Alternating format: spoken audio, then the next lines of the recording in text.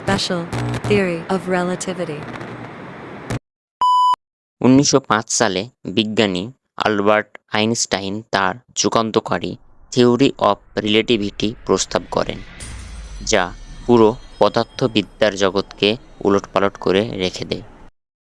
1905 সালে Einstein ইলেকট্রোডাইনামিক of moving bodies নামক গবেষণাপত্রে প্রকাশ করেন যে বিশেষ আপেক্ষিকতা স্থানকালের কাঠামোর একটি তত্ত্ব। স্পেশাল থিওরি অফ রিলেটিভিটি এর দুটি উপপাদ্য হল সমবেগে চলমান সকল পর্যবেক্ষকের সাপেক্ষে পদার্থবিজ্ঞানের নিয়মাবলী অভিন্ন এবং শূন্য মাধ্যমে আলোর গতিবেগ সমস্ত পর্যবেক্ষকের সাপেক্ষে একই এবং তা আলোর উৎসের পর্যবেক্ষকের গতির সাথে নিরপেক্ষ। প্রথম উপপাদ্য অনুসারে অ্যাবসোলিউট রেস্ট এবং অ্যাবসোলিউট মোশন বলে কিছুই হয় না, সবকিছুই রিলেটিভ। কিন্তু কিভাবে? ধরো একটি ফুটবল মহাশূন্যের এমন স্থানে পাঠানো হয়েছে যেখানে কোনো প্রসঙ্গ কাঠামো নেই। এই সিচুয়েশনে আমরা বলতে পারবো না যে বলটি স্থির না গতিশীল, অর্থাৎ সবকিছু সাপেক্ষ বা আপেক্ষিক। বিষয়টি আরেকটু সহজ করা যাক। ধরা যাক তিনটি গাড়ির মধ্যে একটি স্থির, একটি 5 কিলোমিটার পার আওয়ার এবং আরেকটি 10 কিলোমিটার পার আওয়ার বেগে গতিশীল। এখন আমরা বলতে পারি স্থির গাড়িটির সাপেক্ষে দ্বিতীয় গাড়িটি 5 কিলোমিটার পার আওয়ার এবং তৃতীয় গাড়িটি 10 কিলোমিটার পার আওয়ার বেগে সামনের দিকে গতিশীল। দ্বিতীয় গাড়িটির সাপেক্ষে প্রথম গাড়িটি 5 কিলোমিটার পার আওয়ার বেগে পিছনের দিকে ছুটছে এবং তৃতীয় গাড়িটি 5 কিলোমিটার পার আওয়ার বেগে সামনে এগোচ্ছে। এবং 3 নং গাড়ির ক্ষেত্রে প্রথম ও দ্বিতীয় গাড়ি যথাক্রমে 10 কিলোমিটার পার আওয়ার এবং 5 কিলোমিটার পার আওয়ার বেগে পিছনে যাচ্ছে।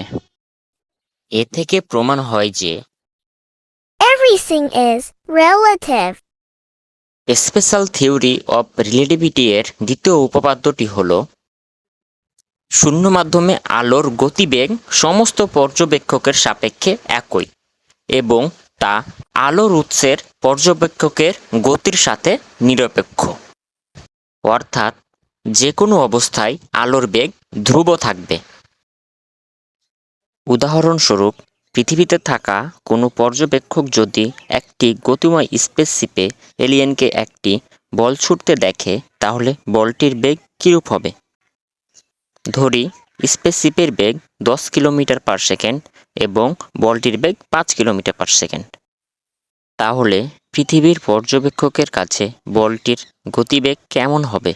এলিয়েনের ক্ষেত্রে এর বেগ হবে 5 কিলোমিটার পার সেকেন্ড এবং পৃথিবীর পর্যবেক্ষকের কাছে হবে 10 + 5 = 15 কিলোমিটার পার সেকেন্ড। এখন আমরা বলটির জায়গায় আলোকে কল্পনা করি। হিসাবের সুবিধার জন্য ধরা যাক আলোর বেগ 30 কিলোমিটার পার সেকেন্ড। এখন এলিয়েন আর পর্যবেক্ষকের সাপেক্ষে আলোর বেগ কেমন হবে? এলিয়েনের কাছে হবে 30 কিলোমিটার পার সেকেন্ড এবং পর্যবেক্ষকের কাছে হবে 30 + 10 = 30 কিলোমিটার পার সেকেন্ড। এখন আপনি ভাবছেন হয়তো আমি যোগ করতে ভুল করেছি, কিন্তু এক্ষেত্রে এটাই সঠিক। অর্থাৎ যে কোনো অবস্থায় সকল পর্যবেক্ষকের কাছে আলোর বেগ একই থাকবে, অর্থাৎ 3 লক্ষ কিলোমিটার পার সেকেন্ড, এবং আলোর চেয়ে বেশি গতি অর্জন করা অসম্ভব।